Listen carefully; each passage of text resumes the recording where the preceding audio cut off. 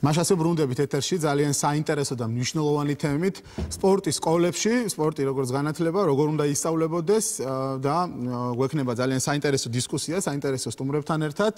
ბატონი გურამ ზაგანია, სპორტის უნივერსიტეტის რექტორი და სპორტის დამსახურებული ოსტატი ბატონი მერაბ მეტრეველი. დიდი მადლობა მწვრთნელი, რა თქმა უნდა. დიდი მადლობა სტუდიაში მოსვლისთვის და სანამ დავიწყებდით საუბარს, სანამ დავიწყებდით დისკუსიას თუ როგორ უნდა ისწავლებოდეს სპორტის სკოლაში, თუ რა სისტემა უნდა იყოს, რა არის ამისთვის საჭირო, მანამდე ვნახოთ ერთი კარგი მაგალითი, ეს არის გიუ ზალდასტანიშვილის სახელობის ამერიკული აკადემია, ერთ-ერთი სკოლა, სადაც სწავლობენ მე-9 კლასიდან მე-12 კლასამდე და ამ სკოლაში ძალიან კარგად არის აწყობილი, ასე ვთქვათ, ეს ინფრასტრუქტურა და სისტემა სპორტული და ჩვენ შეგვიძლია ვნახოთ ეს კადრები, ჩვენ ვეწვიეთ ამ უნივერსიტეტს, ამ სკოლას.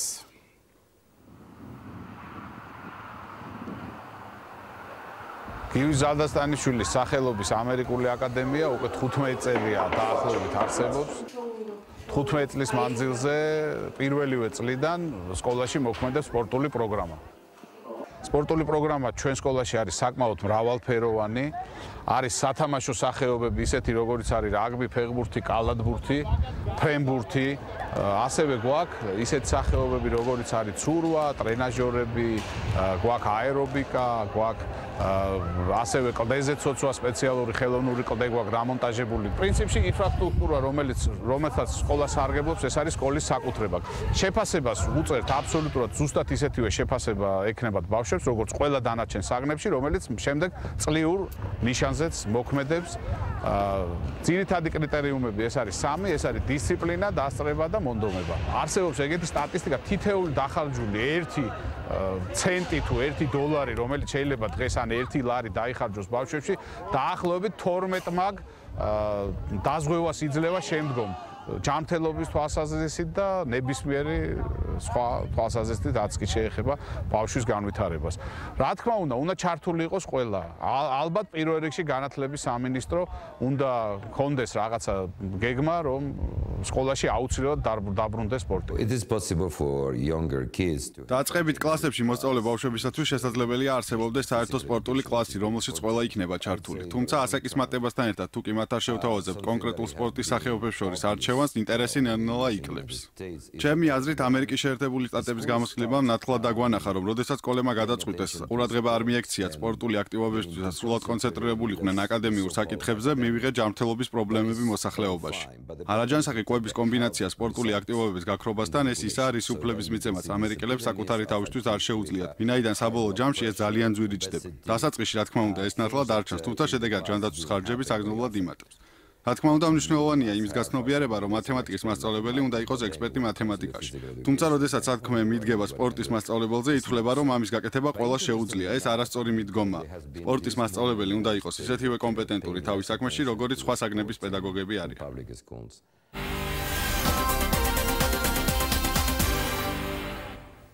ჩვენ ვნახეთ ეს მოკლე სიუჟეტი ამ სკოლაზე, თუმცა აქედანაც გამოჩნდა თავადაც აღნიშნავდნენ, რომ ეს სკოლა არის კერძო სკოლა, რომელსაც აქვს საკმაოდ კარგი ფინანსური ბაზა, ასე ვთქვათ, რომელსაც აქვს კარგი ინფრასტრუქტურა, რაც ძალიან ბევრ სკოლას სამწუხაროდ არ გააჩნია სახელმწიფოში და შესაბამისად რთულია, რომ ასევე იყოს ყველა სკოლაში. პირველი შეკითხვა ასეთი მექნება, ზოგადად უფრო კარგად რომ გაიგოს მაყურებელმა, დღეს რა მდგომარეობაა სკოლებში, ასე ვთქვათ, არის თუ არა ზოგადად სპორტი სკოლებში, ამის ვალდებულება და რა პრობლემებია პირველ რიგში ამაზე რომ ვისაუბროთ, ბატონო გურამ, პირველი შეკითხვა თქვენთან მექნება. კი ბატონო, მოგესალმებით, დიდი მადლობა მოწვევისათვის. ვუყურებდი ამ სიუჟეტს და ბატონმა მერაბმა მითხრა, რომ კარგი მოწოდება გაგვიკეთაო.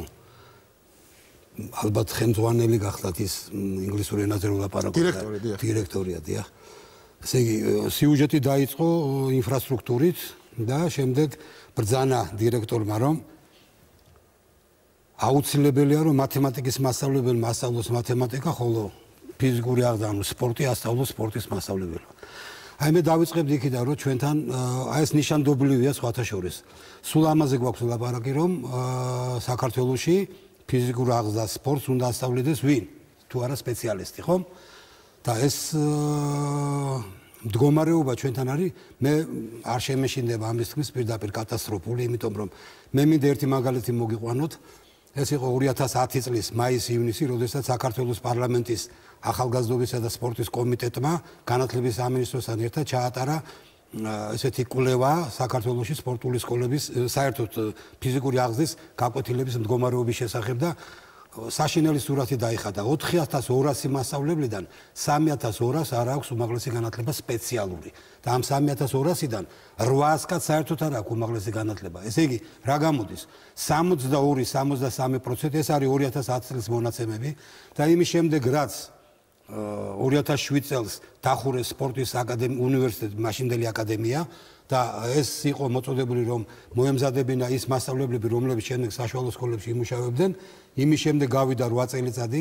ეხლა თუ წელს მივიღეთ ჩვენ აკრედიტაცია და მომავალ წლიდან დავიწყებთ მასწავლებლების სპეციალობაზე მივიღებას, ისინი 4 წლის შემდეგ დაამთავრებენ ამ უმაღლეს სასწავლებლის სწავლების სკოლაში. ესე იგი 12 წლიანი წყვეტის შემდეგ ეხლა ეს მე რო გითხარით 3200 მასწავლებელი არ არის თქო სპეციალისტი, ანუ 62% არის ეს ფლიანი მასწავლებლების შემადგენლობისა, დღეისათვის მდგომარეობა უფრო უარესია კიდევ. ანუ გამოიკვეთა ერთი სერიოზული პრობლემა, რომ არაკომპეტენტური ხალხი ძალიან ხშირად ასწავლიან სპორტ სკოლებში, რაც არის ერთ-ერთი სერიოზული პრობლემა. არა, იცით რა არის, სიტყვა კომპეტენტური რაღაცა, არა სპეციალისტები, არა პროფესიონალები. ხო, რა თქმა უნდა, ხო, ეს სპორტს ასწავლი შენ უნდა იცოდე, ხა ეს არ არის რაღაც. რა თქმა უნდა, ეს ამბანური ჭეშმარიტება, რომელსაც ჩვენ ვერ გავექცევით და კიდევ ხაზე მინდა გავუსვა ინფრასტრუქტურას. მე ხლა არ მინდა თავი შეგაწინოთ და სპეციალურად წამოვიღა ეს იგნი, რომელიც პარლამენტმა გამოუშვა. აქ არის ყველაფერი ჩამოთვლილი, მოკლედ. აი ერთ პატარა მაგალითს აგიკითხოთ, მეტი არ არის საჭირო. ცუდი მდგომარეობა სასურავ აუზების არსებობის თვალსაზრისით. სულ 191-მა სკოლამ, ანუ 8.90-მა დაადასტურა სასურავ აუზის არსებობა. მათ შორის 42 არის დახურული, რაც შეეხება აუზების ფუნქციონირებას, მოქმედებს მხოლოდ 9, 172 არ მოქმედებს. ხო, არა, აუზის პრობლემა სკოლებში კი არა, წყალბურთის ნაკრები ძლივს ვარჯიშობს, წინა გადაცემაში ხო იმას, რაც მონაცემებია და მე აღარ ვლაპარაკობ სპორტულ მოედნებზე, მე აღარ ვლაპარაკობ იმ თუ გინდათ ღია მარტივი ტიპის მოედნებზე, რომელიც უბრალოდ აუცილებელია. ერთი წუთი წარმოვიდგინოთ, ესეც ამბანური ჭეშმარიტება, რომ სკოლას სადაც არის ფიზკულტურის გაკვეთილი თუ ბიზნესის გაკვეთილი, აუცილებლად ჭირდება სპორტული მოედანი, აუცილებლად ჭირდება. ამაზე გადავიდეთ, ამაზე ჩვენ უფრო დეტალურად გავშალოთ, თუმცა მე მინდა ჯერ სანამ ინფრასტრუქტურაზე ვისაუბრებთ, სხვა რაღაცეებზე გავამახვილოთ ყურადღება. ხო, ერთი ეს სერიოზული პრობლემაა, გეთანხმებით, არაკომპეტენტური ადამიანები და არაკვალიფიციური ადამიანები, როდესაც ასწავლიან სპორტს, თუმცა სანამ ამ სწავლებამდე მივალთ, მანამდე ზოგადად ეხა ჩვენ ვიცით, რომ დღესაც არის იმის ვალდებულება, რომ სკოლაში ისწავლებოდეს სპორტი, მაგრამ ჩემ ბავშვობაშიც და მე როდესაც ვსწავლობ ძალიან ხშირ შემთხვევაში სპორტის გაკვეთილი, ან ეგრეთ წოდებული ფიზკულტურის გაკვეთილი იყო ის გაკვეთილი, რომელსაც ყველა აცდენდა, ეს არ იყო რეალურად არანაირი გაკვეთილი, ეს იყო უბრალოდ რაღაცა თავისუფალი დრო. და თქვენთან მექნება შეკითხვა, ბატონო მერაბ, როგორ უნდა ისწავლებოდეს სპორტის სკოლაში? აი ეს არის ძალიან მნიშვნელოვანი თემა. ეროვნული სასწავლო გეგმის შესაბამისად, სკოლაში, ყველა კლასში არის 2 საათი აუცილებელი საგანი სპორტი, ფიზიკური აღზრდა და სპორტი. და რა თქმა უნდა, ფორმალურად ეს ტარდება არის. თუმცა მხოლოდ ფორმალურად. ნუ ხშირ შემთხვევაში უფრო ფორმალურად არის სკოლები, სადაც გამორჩეული არის და გაკვეთილები მართლა ტარდება, თუმცა ბევრი პრობლემებია იმისათვის, რომ ეს ვერ ხდება. იმის გამო, რომ არა გვაქვს იგივე ინფრასტრუქტურა, თავიდანვე არ არის მზად სკოლა იმისათვის, რომ ჩაატაროს გაკვეთილები, მირჩეს არჩევანი ბავშვს. შესაბამისად, ჩვენ როდესაც ვლაპარაკობთ იმაზე, თუ როგორი უნდა იყოს სკოლაში სწავლება, უნდა გავიცვალისწინოთ ის პირობები, რომელიც გვაქვს საქართველოში. ეხლა ჩვენ შევისწავლეთ ძალიან დიდი გამოცდილება ევროპული ქვეყნების, სხვა ქვეყნების და სადაც არის უამრავი სხვადასხვა მოდელი. თუმცა იქ ერთი საერთო გვაქვს, რომ ყველგან სპორტი არის აუცილებელი საგანი, ყველა ხვდება იმას, რომ სპორტი უნდა იყოს აუცილებელი. რაც შეეხება თვითონ ამ საგნის აუცილებლობას, ერთი სიტყვით ვიტყვი, აქ სიუჟეტი იყო ლაპარაკი იმაზე, რომ ეს არის ჯანმრთელობისთვის აუცილებელი. საქმე იმაში გახლავთ, რომ არა მარტო ჯანმრთელობისთვის. თვითონ სპორტი და ფიზიკური აღზრდა ესე თემაა, რომელიც იმის გარდა რომ ადამიანს აძლევს ჯანმრთელობას, ამავე დროს ეკონომიკას უწყობს ხელს ქვეყანას და ჯანდაცვის განვითარებას. ძალიან ელემენტარული ციფრი იყო ნათქვამი, რომ 12-ჯერ მეტი შემოსავალი არის. მე ვიტყვი ავსტრალიის მაგალითს, როდესაც სიდნეის ოლიმპიადაზე ვიყავი, დავინტერესდი მათი სასკოლო სპორტით, მაშინ იწყებოდა სრულიად ახალი პროგრამა. ეს არის აქტიური ავსტრალია, რომელიც მოიცავს მოსახლეობის ყველა ფენას, ყველა ასაკობრივ ჯგუფს, მათ შორის ბავშვებსაც. და ესეთი მაგალითი მოიტანეს, რომ 70% მოსახლეობის ჩაბმული არის სპორტულ მოძრაობაში, სპორტულ გამაჯერებელ მოძრაობაში და კიდე 10 რო ჩავაბათო, ჩვენ ბიუჯეტზე 420 მილიონზე მეტი დოლარი შეექნება ეკონომია მომავალ წელს. ეს ალბათ ჯანდაცვის დაზღვევის მიმართულებით და ასე შემდეგ. ხო, ჩვენ ვართ ქვეყანა, რომელზეც უფასო დაზღვევა და ძალიან კარგი რამეა, მაგრამ იმის პრევენცია, რაც არის ფიზიკური აღზრდა და სპორტი, არა გვაქვს სამწუხაროდ. და კატასტროფულია ციფრი, რომელზეც ახლა ვიტყვი, ეს არის ჩვენი მოსახლეობის მხოლოდ 3% არის ჩაბმული აქტიურ ფიზიკურ სპორტულ გამაჯანსაღებელ მოძრაობაში. მე არ ვიძახი პროფესიულ სპორტში მე ვლაპარაკო აი ისიც ადამიანები რომლებიც დარბიან თქვა კუსტბაზე ან სხვაგან სადმე. ეს არის კატასტროფა მოსახლეობისთვის. ამიტომ სპორტშიც კატასტროფაა. კატასტროფაა. ახლა დაუბრუნდეთ სკოლას. სკოლა არის კარგი იმით რომ სკოლაში შესაძლებლობა ბევრად უფრო ადვილია რომ ჩატარდეს ფიზაღზის გაკვეთილები, იმიტომ რომ ბავშვები ერთ ადგილას არიან, არის გაკვეთილის აუცილებელი გარკვეული პროგრამები. მაგრამ იმდენი პრობლემა არის დაგროვებული რომ ეს ყველაფერი ხელს უშლის. ნუ ვილაპარაკეთ ინფრასტრუქტურაზე. სამწუხაროდ ჩვენი სკოლების უმეტესობა აგებულია 70-იანი წლების შუა რიცხვებში, რომლებიც გათვლილი ყოფილა 500-600 ბავშვზე. და ის ბაზა, რომელიც ამ სკოლებს აქვს, თავიდანვე აკმაყოფილებს მხოლოდ 450 ბავშვიან სკოლას. 450 ბავშვიანი თბილისში სკოლა აღარ არსებობს. ანუ უკვე თავიდანვე, როდესაც სკოლა არის, თქვა 2000-იანი სკოლებიც არის და აქვს მხოლოდ 1500-იანი, ბევრი სკოლები ესეთი. უკვე გასაგებია, რომ გაკვეთილზე შედის არა ვთქვა 1 კლასი, არამედ 2, ხანდახან 3-ც.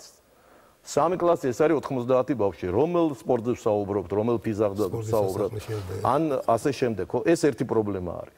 რა თქმა უნდა, ის პრობლემა, რომელიც ბატონმა გურამ თქვა, რომ სპორტის მასწავლებლების კვალიფიკაცია ძალიან დაბალია, ესეც ის არის, მაგრამ ეს გამოწვეულია თვითონ დირექტორების დამოკიდებულებით. მე 15 წელი სკოლის დირექტორი ვიყავი და მქონდა შეხება ამასთან, დამოკიდებულებით ამ საგმისადმი. საერთოდ მოსახლეობის დამოკიდებულება, საზოგადოების დამოკიდებულება სპორტისადმი და ჯანმრთელობისადმი არის ძალიან ცუდი. აი ერთ წამით რო წარმოვიდგინოთ, თქვა სკოლაში გააუქმეს, რომელიმე სკოლაში, საჯარო სკოლაში გააუქმეს მათემატიკის გაკვეთილი. ნუ მე დარწმუნებული რომ მშობლებს ექნებათ პროტესტი, მშობლებს ექნებათ იქ გამოსვლები და ასე შემდეგ მოითხოვენ სკოლის დირექტორის გადაღენებას. უამრავ სკოლას ჩამოთვლი. რომლებშიც წლების მანძილზე არ ტარდებოდა საერთოდ ფიზიკური აღზრდა. მაგრამ ის სკოლა არსებობდა, იყო პოპულარული.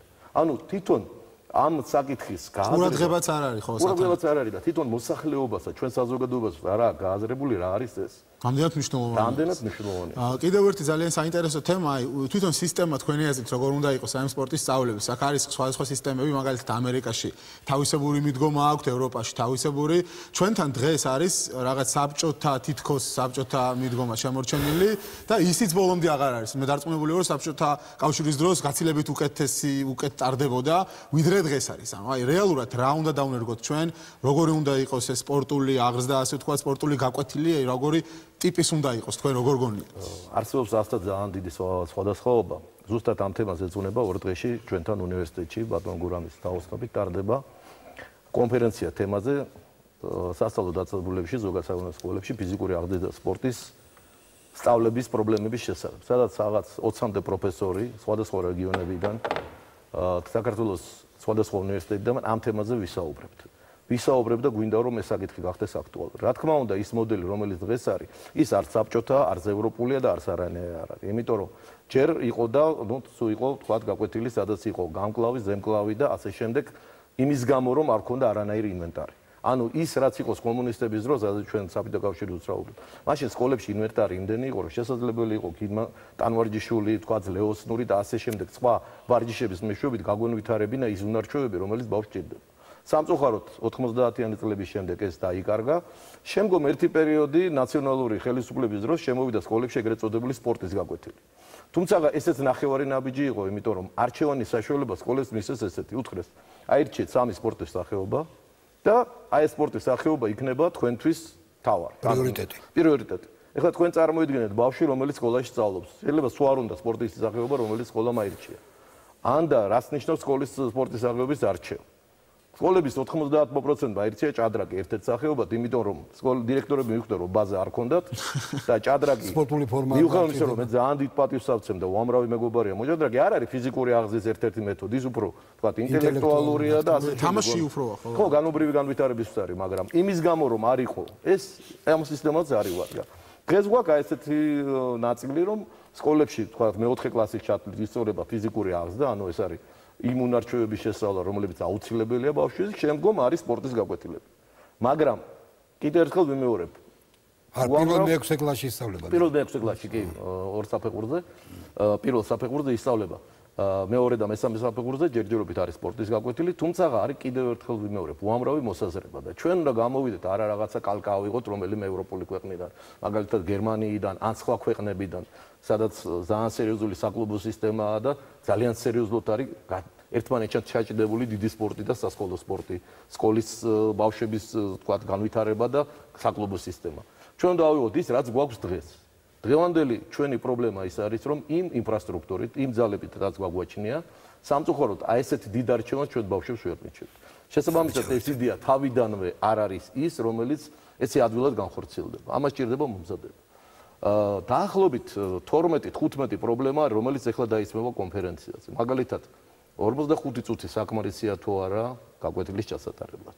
გაკვეთილები მაღალ კლასებში გოგონები და ბიჭები ერთად უნდა იყოს თუ ცალ-ცალკე უნდა იყოს.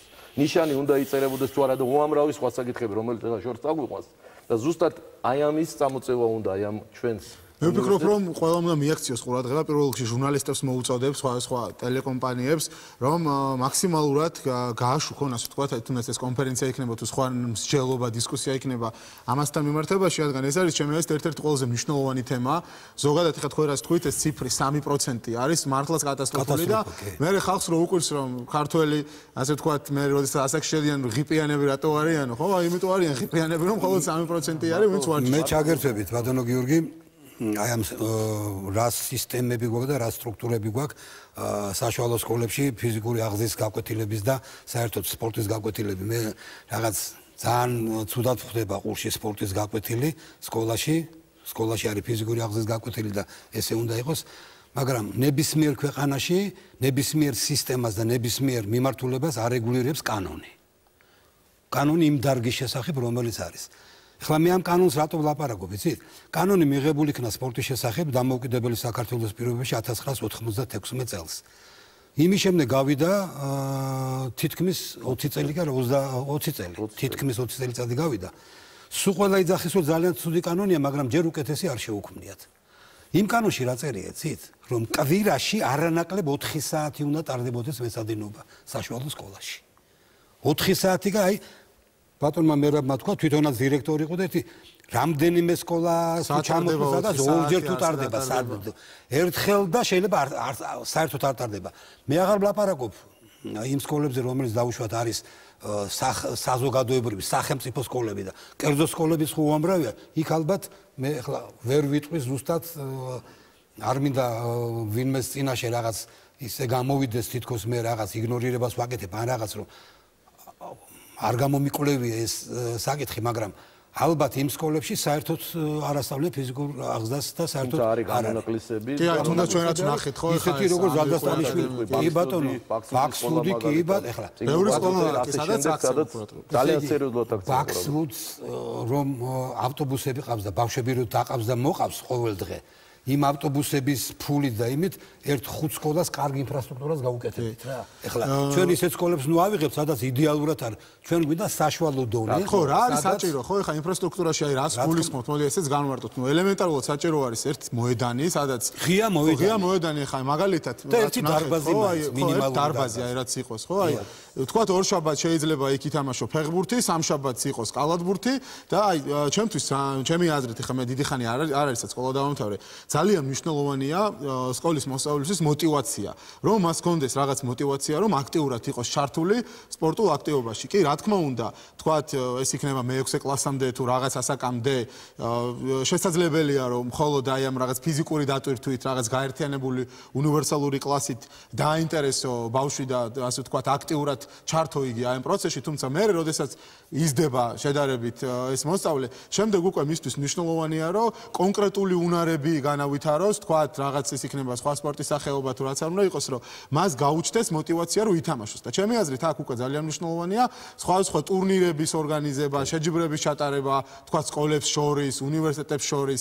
ეს ევროპაშიც, ამერიკაში ძალიან ხშირად ხდება და ეს არის ხოლმე ერთ-ერთი მთავარი მამოტივირებელი, ასე ვთქვათ, თუ რატომაც აქტიურად და პოპულარიზაცია ხდება შემდეგ. სკოლების პიროლობა, რაიონების პიროლობა, ქალაქის პიროლობა, რესპუბლიკა, ესეთ რაღაცები ტარდება. სასკოლო სპორტის ფედერაცია და ატარებენ ამ აქტივობებს ატარებენ, რა თქმა უნდა, ვერ ატარებენ იმ რაოდენობით, რაც უნდა იყოს. აი ახლა ბატონმა მერაბა ბზანა რა რაღაც 3% ეს კარგად ვიცი ჩვენ 3%-ია და პროფესიონალურ სპორტშიო.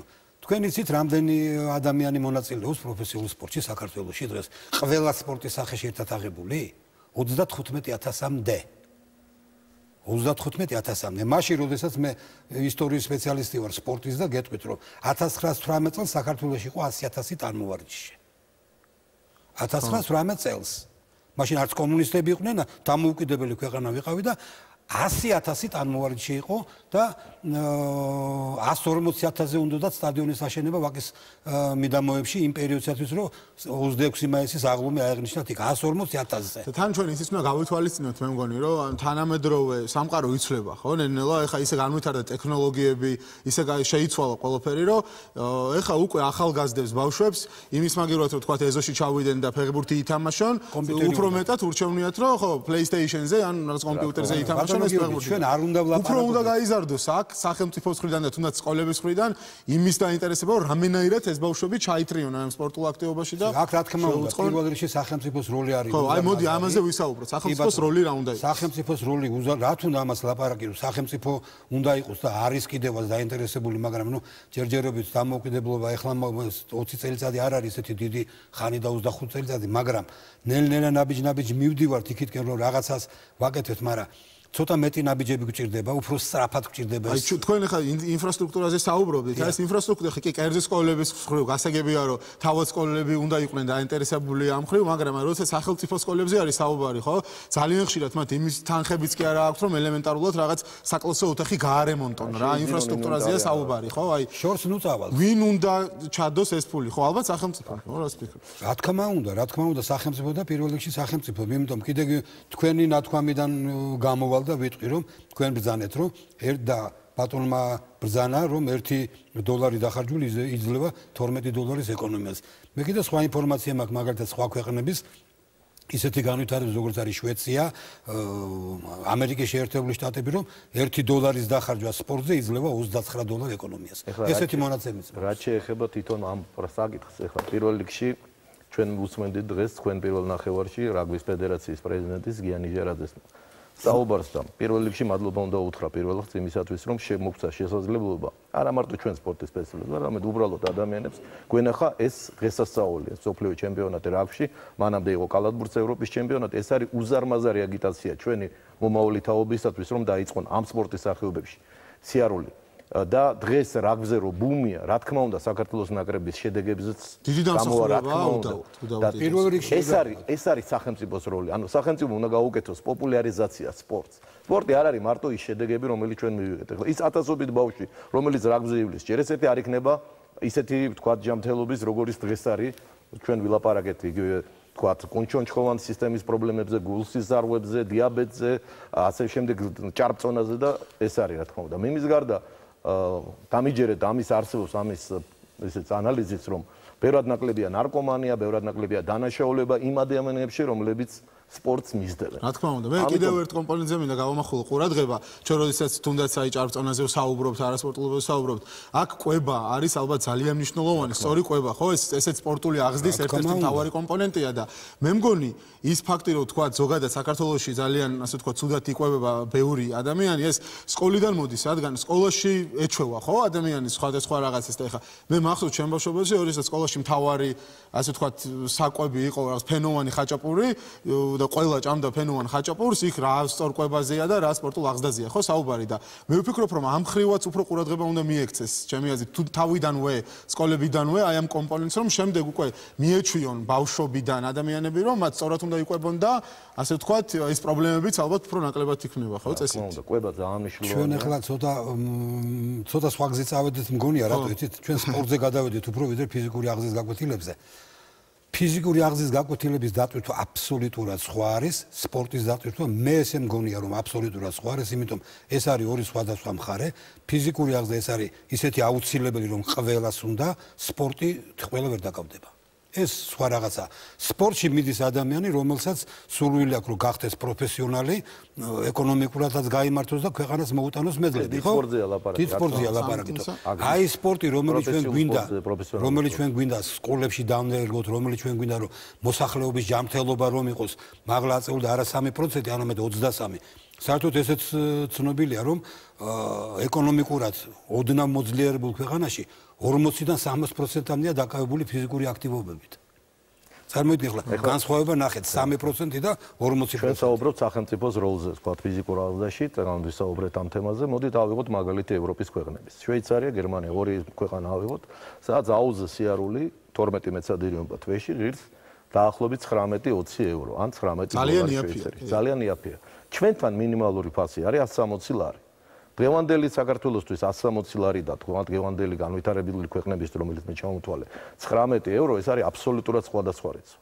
მოდი ახლა მეორე ვთქვა რა, იქ უფრო ძვირია ელექტროენერგია, წყალი თუ სხვა მომსახურება. შესაბამისად რა ხდება?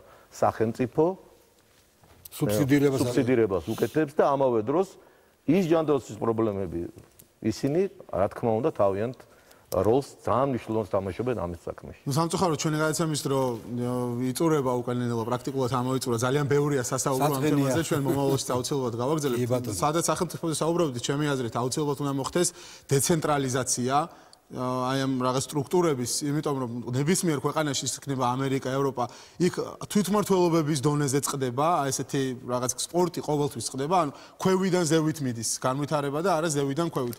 არ მგონია რომ ეს ცენტრალიზებული სისტემა სწორი იყოს და ეხლა ჩვენ საუბრობდით ინფრასტრუქტურულ პრობლემებზე და უფრო თბილისზე გქონდა აქცენტი და წარმოვიდგინოთ რა ხდება სხვადასხვა სოფლებში, რა ხდება სხვადასხვა რეგიონებში, სადაც საერთოდ არანაირი საშუალება არ არის. ასე რომ მე ვფიქრობ რომ ერთ-ერთი სწორი გამოსავალი იქნება დეცენტრალიზაცია იმ სტრუქტურების და შემდეგ უკვე ინდივიდუალურად აი ამ ადგილებიდან წამოსვლა ამ რაღაც ინიციატივების და ასე შემდეგ. წარმატებას გისურვებთ თქვენ საქმიანობაში ეს კონფერენციაზეც აუცილებლად და ჩვენ პირობას გაძლევთ რომ მაქსიმალურად გავაშუქებთ ამ 11-12 ნოემბერს გვაქვს სპორტის სამინისტროს საკონფერენციო დარბაზში 12 საათიდან ვისაც სურვილი აქვს მობრძანდეს თავისუფალია და სიამოვნებით მოისმენთ. დიდი მადლობა, უღრმესი მადლობა სტუმრობისთვის. სამწუხაროდ ჩვენი გადაცემისთვის განკუთვნილი დრო ამოიწურა. მე გემშვიდობებით, მომავალ შევხვდებით ერთმანეთს, კარგად გრძანდებოდეთ.